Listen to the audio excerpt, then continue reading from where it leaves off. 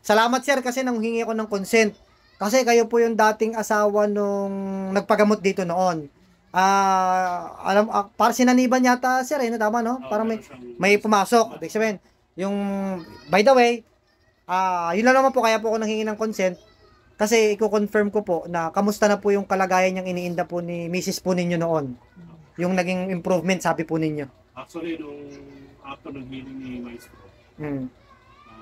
agad-agad medyo na ganun na kagad eh. Nakita ko na yung difference. Pero may chance pa rin kasi nga siguro nga dahil nga nabugbog.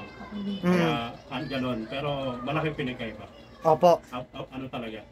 Yung improvement. Pero bukod pa po nung araw di ba nung araw na may improvement po sir, nung habang kailan po kayo nagpagamot nun sir? Yung sa misis po ninyo? Kailan yun? Parang ano, 2 months ago yata. 2 months ago. Sa 2 months ago, habang tumatagal po, nagkakaroon pa po siya ng improvement paunti-unti, ganon.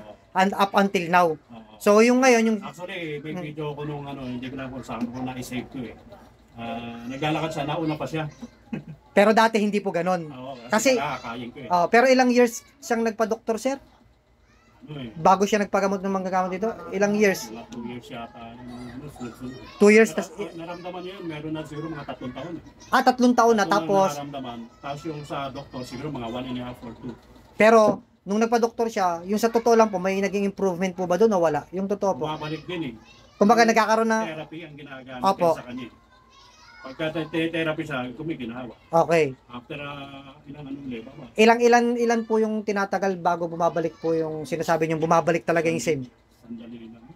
Araw, oras? Araw lang yun. Araw. Pero ito, 2 months na sa awa ng Diyos. Habang tumatagal, mas lalong gumiginawa po. Yun po. Ay, doon. Di salamat po sa Diyos. Pero ito, ulitin ko lang sa video natin. Hindi tayo nakikipagpagalingan sa doktor.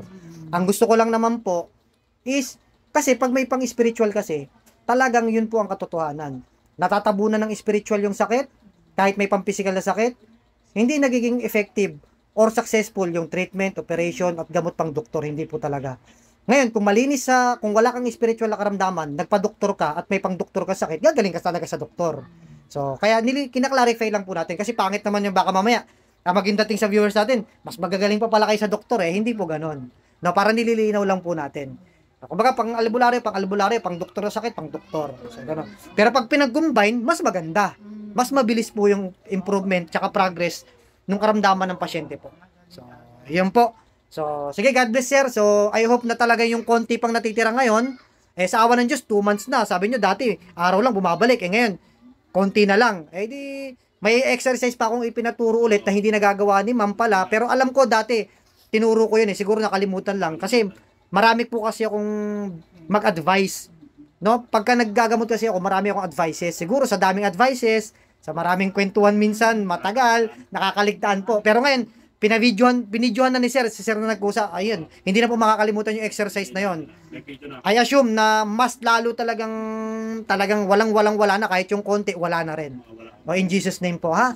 Okay, sige po, God bless po sir. So, salamat sir sa pagtitestify po sir ha. Salamat.